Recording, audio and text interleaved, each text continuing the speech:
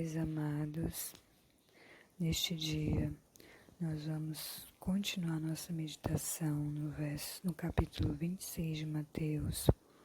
Hoje nós vamos ler do verso 47 ao verso 56. Vamos orar e buscar do Senhor sabedoria para nós compreendermos essa palavra. Senhor Deus, nesta hora nós te pedimos sabedoria para compreendermos esses versos que nós vamos ler.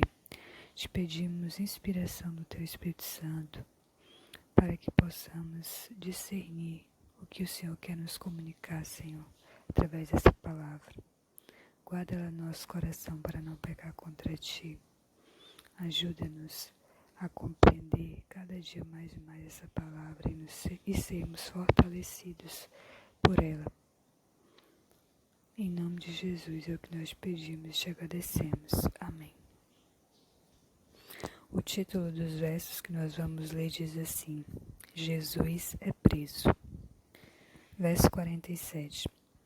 Falava ele ainda, e eis que chegou Judas, um dos 12, e com ele grande turba, com espadas e porretes, vinda da parte dos principais sacerdotes e dos anciãos do povo.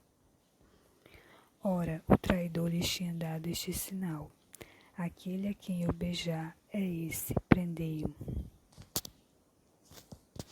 E logo, aproximando-se de Jesus, lhe disse: Salve, mestre, e o beijou. Jesus, porém, lhe disse: Amigo, para que vieste? Nisto, aproximando-se eles, deitaram as mãos em Jesus e o prenderam. E eis que um dos que estavam com Jesus, estendendo a mão, sacou da espada e, golpeando o servo do sumo sacerdote, cortou-lhe a orelha. Então Jesus lhe disse: Embainha a tua espada, pois todos os que lançam mão da espada, a espada perecerão. Acaso pensas que não posso rogar a meu Pai e ele me mandaria neste momento mais de 12 legiões de anjos?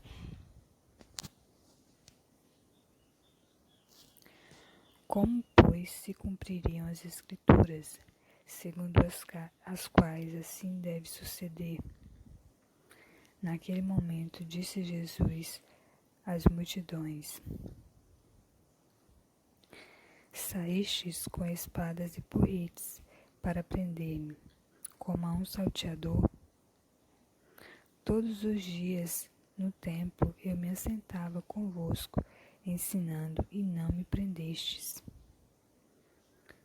Tudo isso, porém, aconteceu para que se cumprissem as Escrituras dos profetas. Então os discípulos todos, deixando-o, fugiram.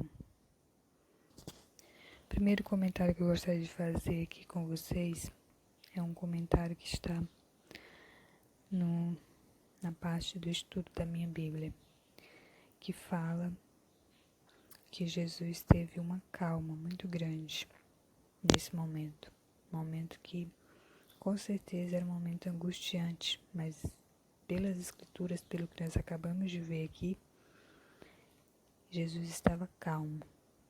E por que ele estava calmo? Sabendo que a partir daquele momento ele sofreria, ele seria castigado, apanharia, tudo injustamente. Por quê? Porque antes daquele momento ele estava em oração. Então, o resultado da oração dele foi essa calma diante dessa circunstância e diante do que ele sabia que estava por vir. O que nós vemos também aqui é que, ao invés dos discípulos consolarem Jesus naquele momento, quem consola? É ele quem consola, dizendo que não precisava lançar a mão da espada, não precisava defender ele, porque se ele precisasse, se ele quisesse, ele poderia pedir ao Pai que mandasse legiões de anjos para defender ele.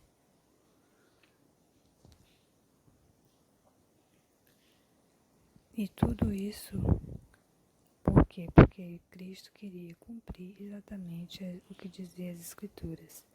As Escrituras falaram sobre isso, sobre ele ser o Cordeiro de Deus, sofrer como um cordeiro, calado, e ele apenas estava cumprindo as Escrituras.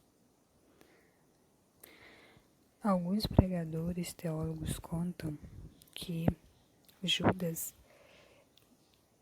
combinou com aqueles que foram prender Jesus que ele beijaria aquele que eles deveriam prender, porque eles eram tão parecidos que essas pessoas que foram prender Jesus não sabiam discernir quem dentre eles ali era Jesus.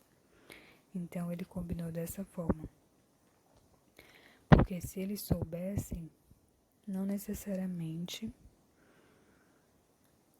precisaria Judas fazer o que ele fez, né? Dizer salve mestre e beijar ele.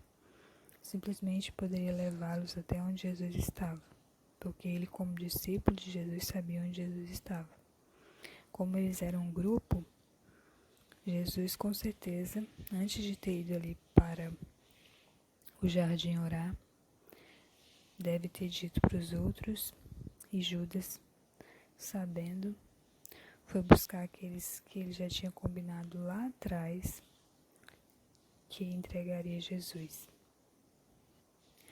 O pacto da traição foi nesse mesmo capítulo que nós lemos, foi os versos 14 a 16 que nós meditamos sobre o pacto que Judas fez para trair Jesus. E para encerrar, o verso 56, que diz que então os discípulos todos, deixando-o, fugiram. O que aconteceu aqui com Jesus?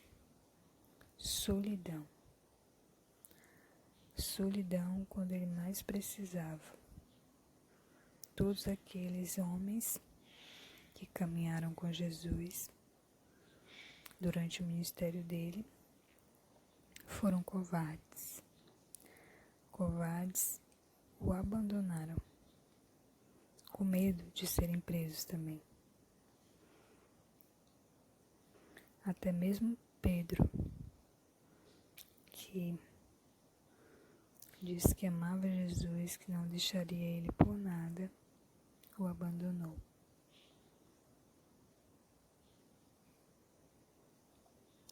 Então, quando você, por alguma circunstância, for abandonado, lembre-se que Jesus passou por isso. Ele entende você, ele compreende a sua situação e pode te amparar nesse momento e te ajudar a passar por abandonos. Porque existem circunstâncias em que nós pensamos que vamos ter apoio de determinadas pessoas, que determinadas pessoas vão ficar do nosso lado e elas não ficam. Isso nos decepciona. Então, se você passar por isso, lembre-se dessa situação de Jesus. Ele compreende você profundamente. Vamos orar a respeito dos versos que nós lemos.